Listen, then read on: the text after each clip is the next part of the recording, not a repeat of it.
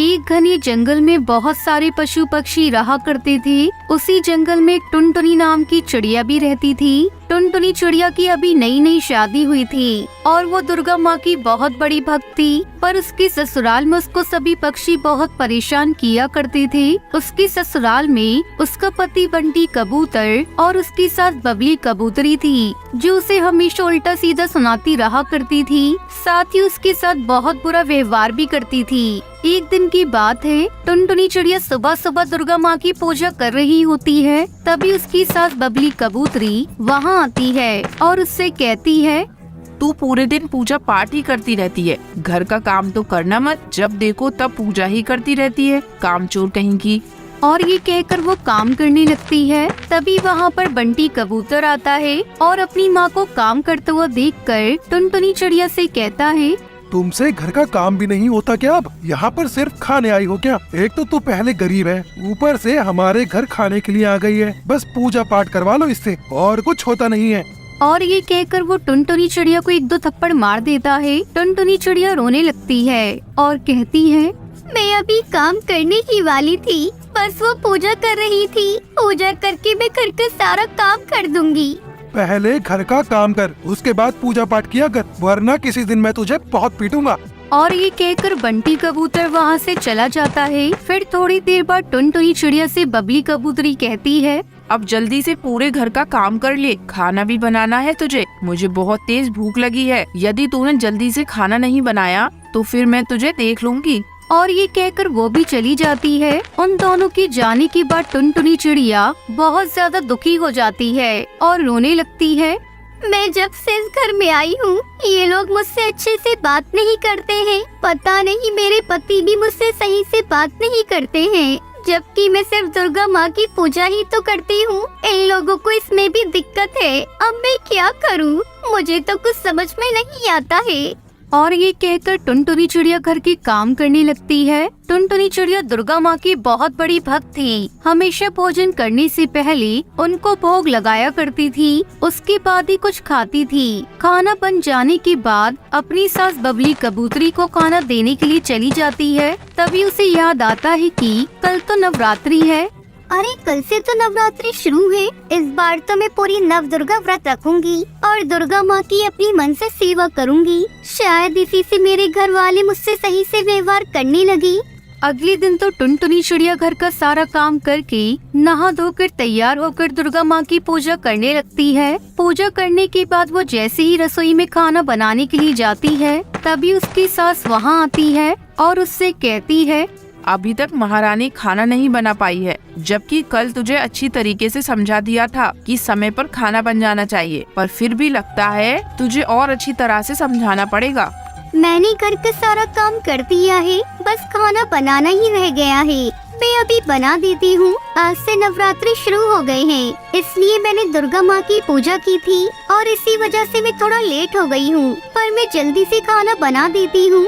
और ये कहकर टुनटुनी चिड़िया खाना बनाने लगती है। बबली कबूतरी वहाँ से चली जाती है और बंटी कबूतर के पास आकर कहती है, तेरी बहू का ज्यादा दिमाग खराब हो रहा है, वे समय पर कोई काम भी नहीं करती है, लगता है उसे अच्छी तरीके से सबक सिखाना पड़ेगा।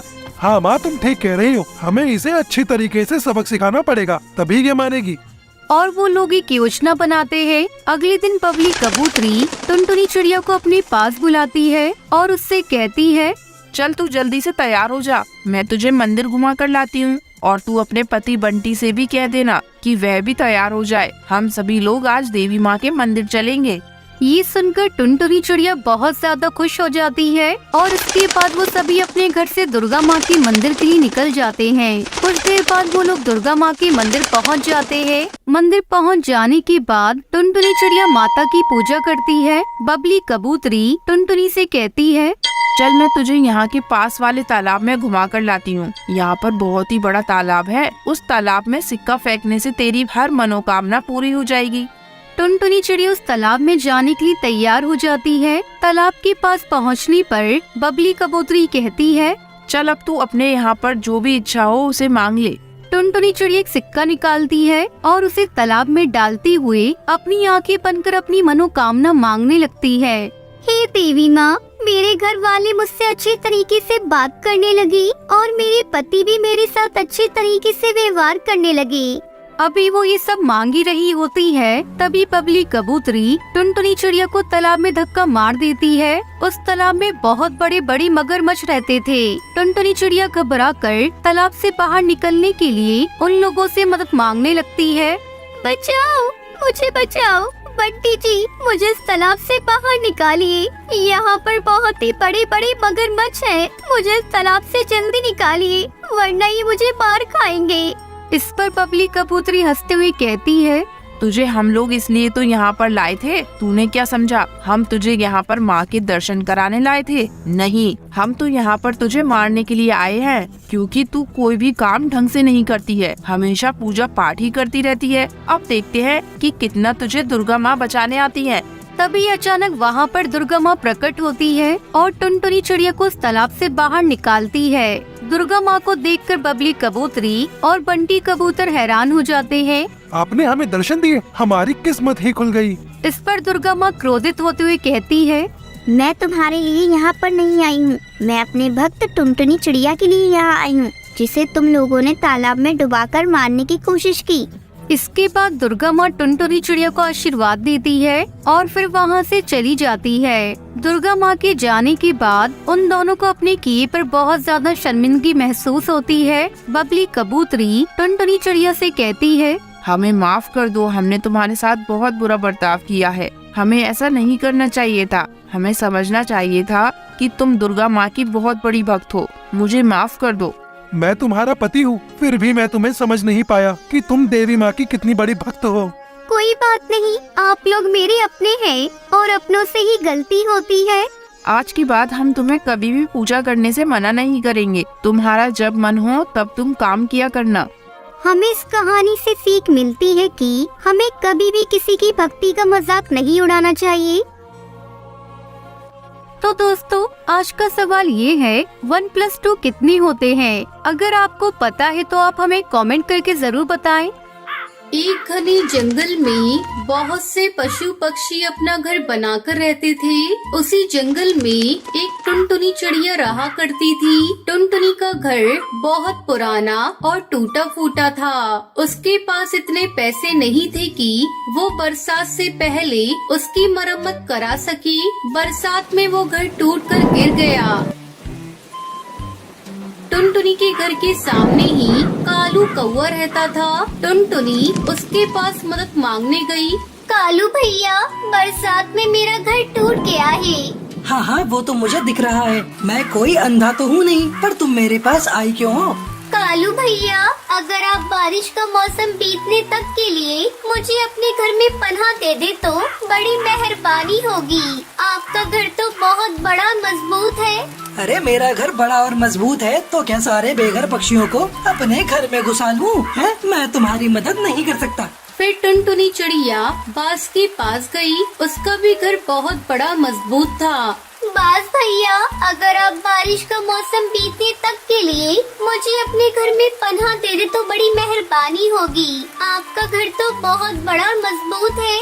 अरे मेरा घर बड़ा और मजबूत है तो क्या धर्मशाला बना दूं? हैं? जाओ जाओ, मैं तुम्हारी कोई मदद नहीं कर सकता। टुनटुनी कई पक्षियों के पास मदद मांगने गई, पर सभी ने उसकी मदद करने से इनकार कर दिया। निराश टुनटुनी के पास रहने के लिए कोई भी स्थान नहीं था। वो किसी ठिकाने की तलाश में भटक रही थी। तभी उसे जंगल में खड़ा एक पुराना टूटा फूटा ऑटो दिखा।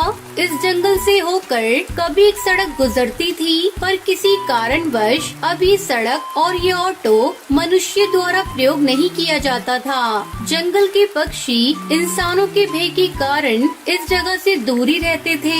ये ऑटो तो खराब है, इसे मनुष्य प्रयोग नहीं करते और अब जंगल की ये सड़क भी मनुष्यों के द्वारा प्रयोग नहीं की जाती, तो क्यों ना मैं इसी में अपना घर बना लूं। यहाँ आने से सभी पक्षी कतराते हैं तो कोई मुझे परेशान भी नहीं करेगा। टुनटुनी वही रहने लगी। ये घर बरसात से सुरक्षित भी था और मजबूत भी था।